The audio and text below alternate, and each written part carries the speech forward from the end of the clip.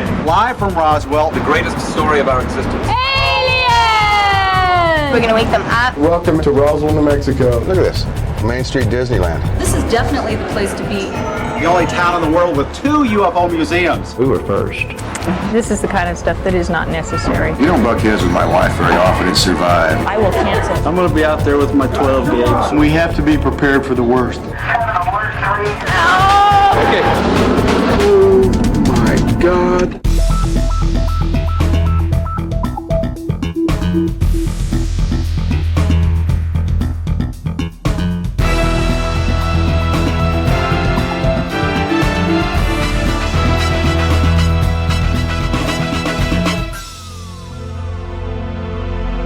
Previously on Eyewitness.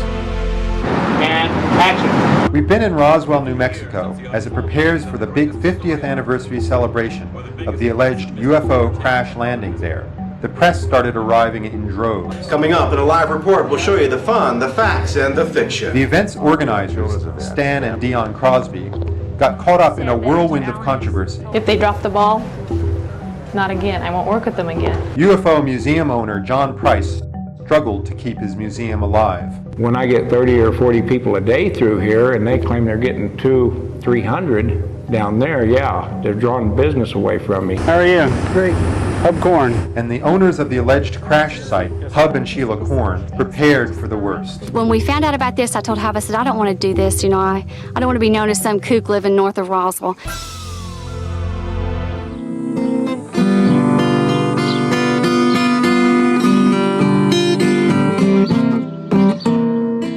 We initially got to know Hub as the promoter of this alleged crash site, but he's a working rancher, and the other day I had a chance to spend the morning with him and his family when they were all out there marking sheep.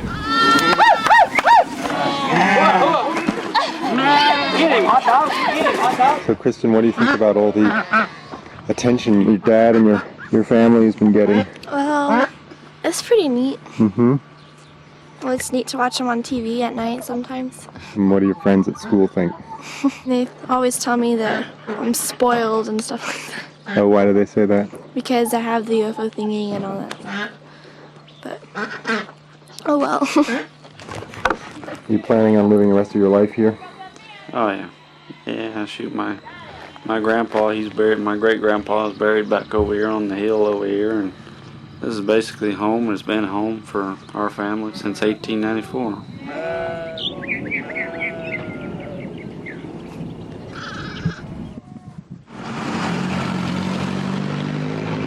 It's just a few days away from Encounter 97, and Stan and Dion's schedules have gotten incredibly busy. When they get up in the morning, they barely have time to throw on their clothes and dress Saunders, and they're out. I haven't had coffee yet and the acid started. Thank you. Let's go. Talk to you soon. Bye. Love you.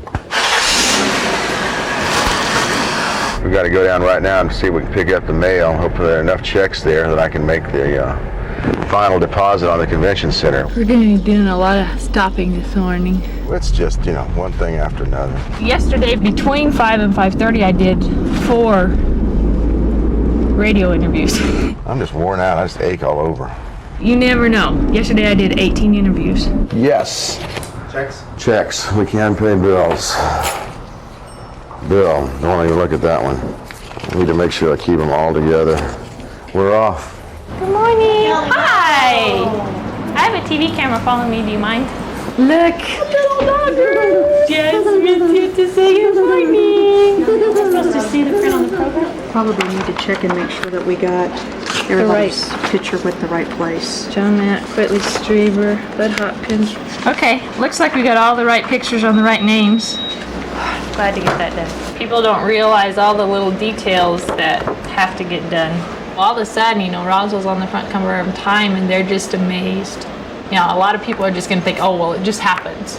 But it doesn't. And you have to work with the press in order for these things to come about. There are tons of people in here right now from all over the world. In fact, we've been trying to make our way through this museum, and the hallways here are packed. We talked with some local business owners today who hope all of these people like what they see and want to stay a while. Tell me a little bit about the business and how it's going at the museum. Business is great. Our gift shop sales have exceeded even our wildest dreams. We are just open-mouthed about it because we didn't expect this growth so quickly. Would you give them those little baskets right there and we'll put your stuff in it? Does the other museum, the Enigma Museum, take the pressure off you at all? And what's the relationship between the museums? There is no relationship, period. They do their business and we do ours. The less time we have with John, the better it is for both museums. The rivalry between Roswell's two UFO museums is starting to get ugly. Yeah, I think it's a conspiracy to keep people away from us, and it always has been. I can't send everybody who comes through my door down to John's museum. I won't do it. Tensions are mounting for the crash site owners because so far nothing's going quite as planned. Everyone, I think, is kind of getting a little bit edgy, and it's really, really hot out here. And Roswell's community theater is starting to rehearse for an alien encounter of its very own. Oh my God, it's them! What do you see as the future of the UFO field? Ufology seems like it's going right back where it used to be, you know, in the tabloids. It's going to be one big commercial against another big commercial, fighting for the dollar. Once money becomes the issue, then nobody really cares anymore. So that's kind of what I see right now. This is just something that a guy brought by in a moldy cardboard box. You have any analysis with you that you've had done on it? They keep stealing it. In writing everything? The people that are analyzing it get a little piece and they go, oh, that's the real thing, and they put it in their pocket. Because it doesn't exist, so who can you tell it's gone? And you haven't had any strange people come up to you as a result of carting this stuff around? Oh, you mean have I had to pull guns on people and threaten to kill them to get away? Damn right. Yeah. You know, that's like I told you, you know, if it comes to it, I'll just jerk your heart out and hand it to you and you can have that on film. Because, you know, the government can take it away from you, but nobody else is big enough. Why did you bring it to John's museum? Because they don't worship UFOs here, they just wonder what happened. Did you go to the other museums? I've been there, yes. Yeah. And you felt that they were too... It's more of a religious It's a religious thing to them. It's like going to Elvis's house. We're doing things for different reasons. They've downplayed our museum. They said a lot of things about our museum to keep people away from our museum. Yeah, I think it's a conspiracy to keep people away from us, and it always has been. I can't send everybody who comes through my door down to John's museum. I won't do it. And just because if he has sore feelings because we're getting thousands of people a day and he's getting a couple hundred, I'm sorry. Yeah. We work very hard to provide an atmosphere that people feel welcome in. And that is what is making our business good.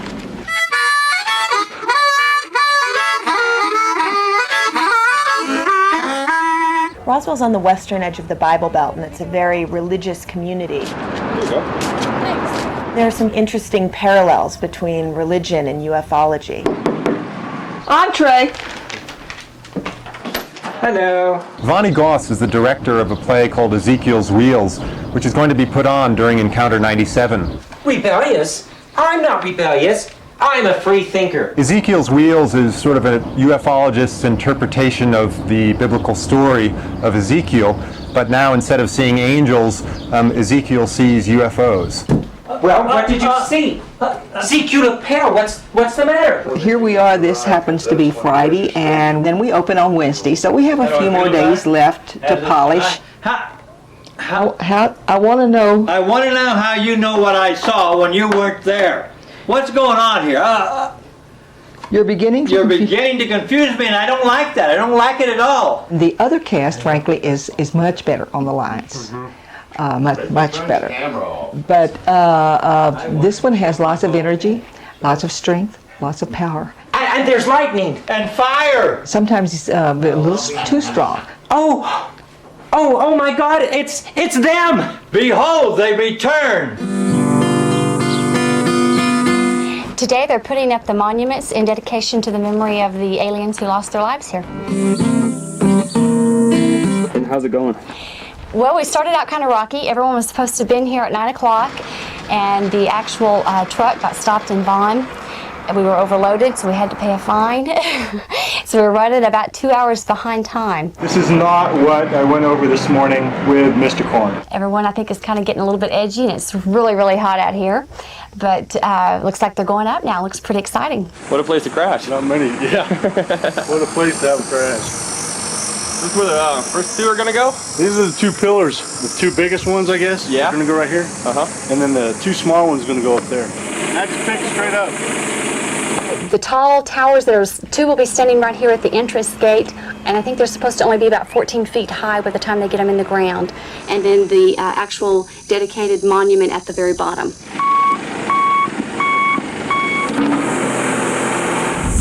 We don't know who they were. We don't know why they came. We only know they changed our view of the universe. This universal sacred site is dedicated July 1997 to the beings who met their destinies near Roswell, New Mexico, July 1947.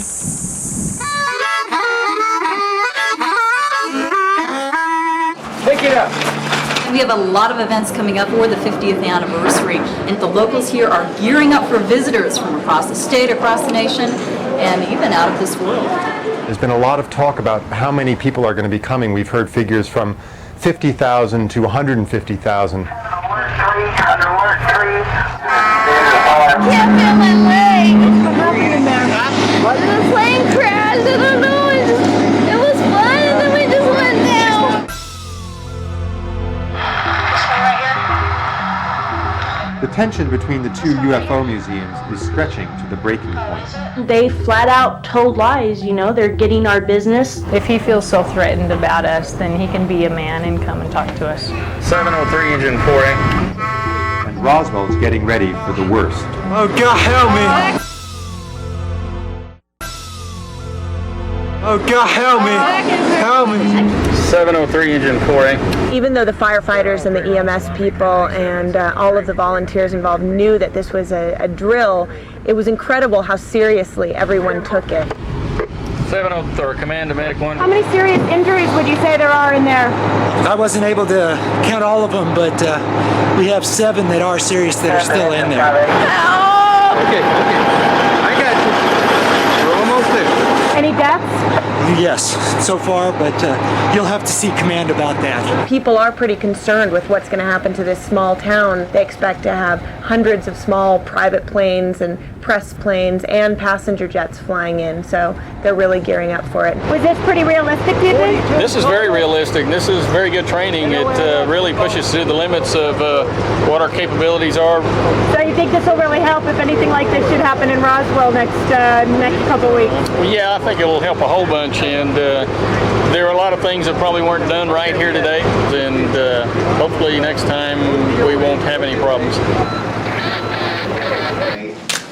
Let's do it again. Vonnie Goss organized a photo op session for the press to meet the cast of Ezekiel's Wheels. There wasn't much of a turnout, only the local news and myself. Is it discouraging that you haven't seen any press come to this photo op? Well, a little bit, but some of them are just arriving. Your word? No. I have a bad back. Okay, great. Thank you. Already it's an improvement. Oh! Good morning. Deanna, have you been mic'd? Yes, I'm Okay. ready. Oh, to both of you and to Dion, when you guys talk, this airs the weekend that all the big stuff is happening. So, if you ask about numbers, and you can say, well, this week it's through the roof or whatever. Okay, let's go. Okay, and Michael. What kind of folks come in here to the exhibit?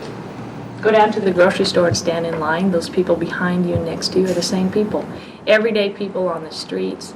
Families, a lot of families come in because we're always in the paper, we're always on the news because we're doing things. We're working hand in hand with two hats on, really.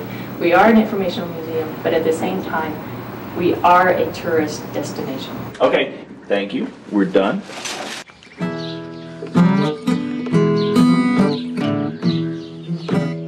It was Father's Day, and John Price invited me to go with him to visit his father's grave. Honesty was very important to him. Many times since we've been involved in this, we could have jumped on a bandwagon and blown this way out of proportion. But I know my dad would be proud because we've always tried to follow the best leads, and we just wanted to find out what the real facts were here. My dad and my mom supported us in that, and they even put some money up for us to start that. So, I guess the thing I miss most about my dad's passing on is the fact that He and I could sit and talk for hours. You know, I'm the only son in the family, and we had a lot in common. And there's never anyone that you can talk to like you can your father, I guess. John told me that his museum's going to close after Encounter 97, and he's going to get out of the business. I miss the people. We meet some really nice people here. Met some of the best people coming to them. That's come from all over the world to the museum. So I'm definitely going to miss the people and the link to my research. You never know when you're going to get a call or a new first-hand witness. Well, okay, let me go see what I got in here.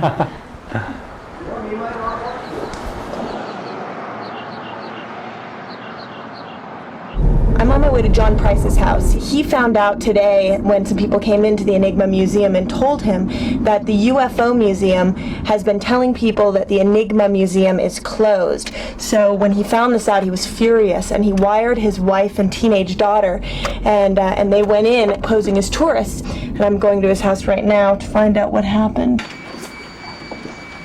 Can you tell me what happened today? I talked to a guy that was taking names for the guest book. And I showed him our brochure, and I said, "Do you know how to get to this museum?" And he goes, "Well, this is that museum." I said, "This is it? There's not another one?" He goes, "No, this is the only museum. That other one closed." And I said, "Do you know why it closed?" He goes, "Because they were too small." Stan thinks somebody in the city council may be plotting his downfall. Somebody's out there turning it up, saying, hey, these guys are going to fall flat on their face and we're not going to be able to handle it. And it looks like museum owner John Price might have to say goodbye to his dream.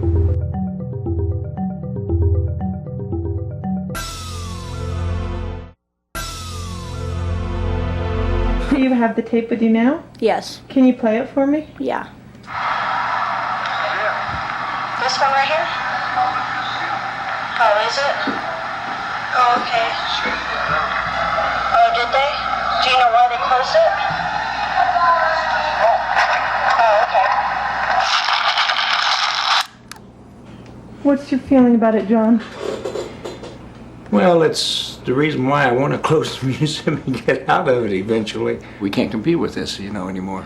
We've worked hard for what we've done. It might not be the greatest and it may not be the biggest, but I do think that it's worth seeing for all the people coming down here, and they should all have a chance. They flat out told lies, they're getting our business.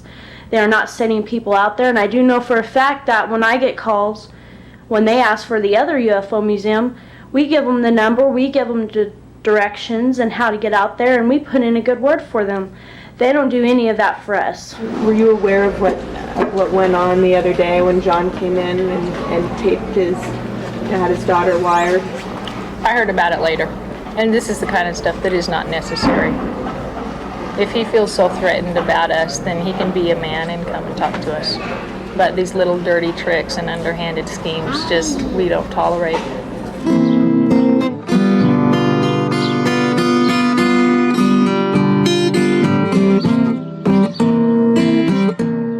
What's that all about? This guy? Yeah. The dead alien.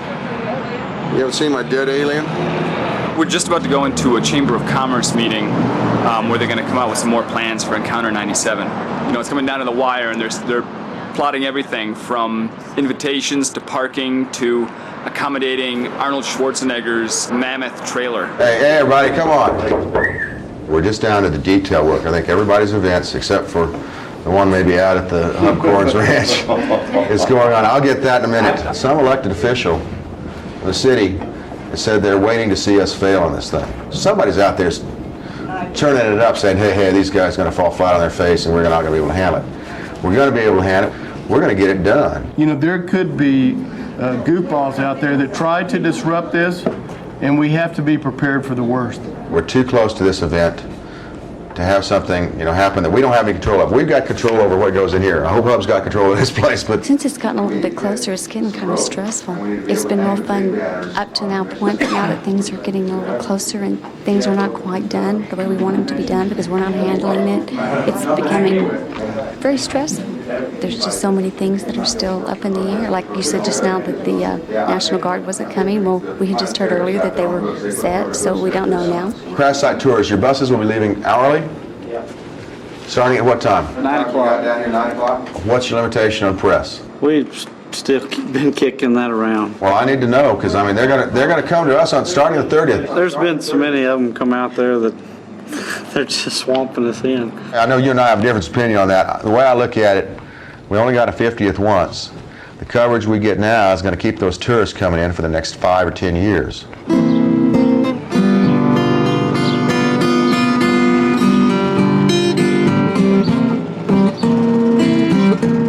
I spent some time with John Price as he closed his museum. It's been quite a time, quite a time. Yeah. You take care of yourself, buddy. Okay, y'all too. Bye-bye all. Bye.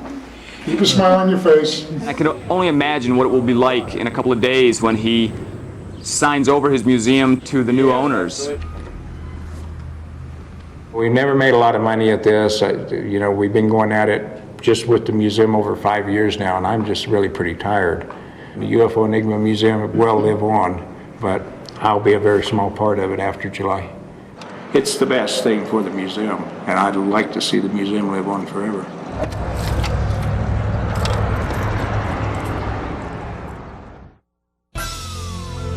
Next time on Eyewitness. With Encounter 97 quickly approaching, the whole town is holding its breath. A lot of people in Roswell are waiting for this to blow up. The curtain is about to rise on Ezekiel's wheels.